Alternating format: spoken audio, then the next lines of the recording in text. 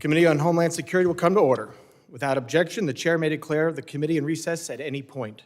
The purpose of today's hearing is to conduct oversight of the Department of Homeland Security and assess priorities for U.S. Immigration and Customs Enforcement, U.S. Customs and Border Protection, and U.S. Citizenship and Immigration Services for the calendar year 2026.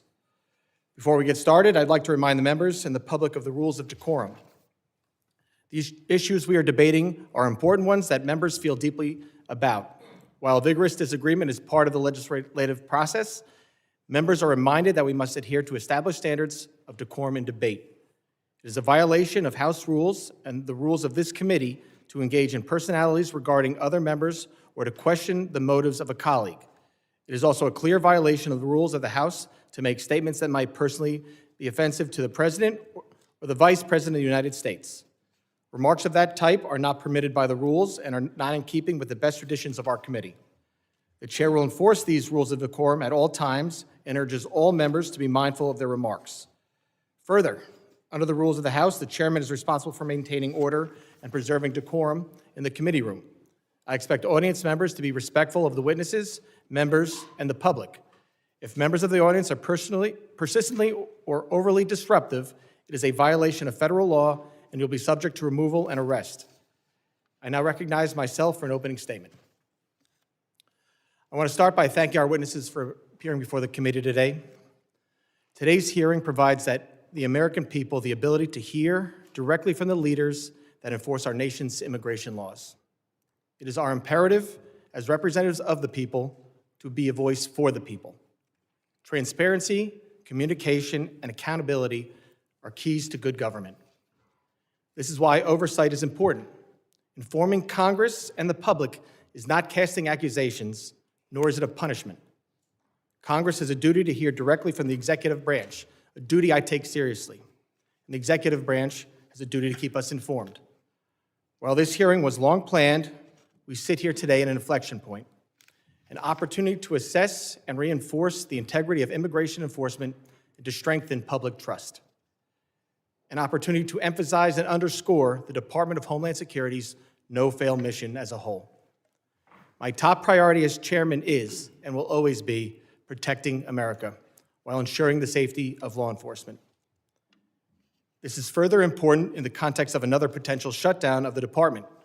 Let me be clear, shutting down DHS makes America less safe and negatively impacts thousands of federal employees like those at TSA and CISA. The Department of Homeland Security is the nation's largest federal law enforcement agency. It is this committee's duty, regardless of administration, to conduct oversight. We need to examine how DHS components are enforcing the law and ensure they have the resources in place to do work safely, effectively, and properly. Last year, we provided historic resources through reconciliation to strengthen public safety and support for the Trump administration's unprecedented efforts to secure the border. This was the single largest investment in the domestic Homeland Security mission. To succeed, we all need to work together seamlessly, and this committee is a partner in that effort. It is important to remember how we got here.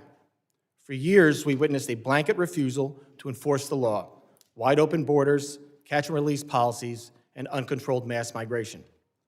These policies undermined the rule of law and endangered all Americans. Enforcing immigration law is not optional. The Trump administration's record on border security is irrefutable.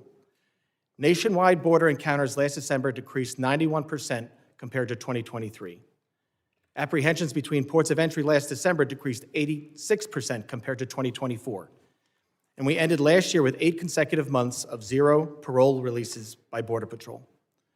Further, thousands of criminal illegal aliens have been detained and deported. These actions make America safer and more secure. But the credibility of these successes is on the line. We must take the temperature down and look at the record of enforcement actions through rational eyes. We've seen a significant increase in violent rhetoric and agitation. We've seen a significant increase in attacks on federal law enforcement and in the number of threats facing them and their families. This committee highlighted the threat increases to law enforcement at an earlier hearing. We have seen state and local jurisdictions refuse to protect federal law enforcement officers. And obviously, we have now seen the deaths of 2 American citizens in Minnesota.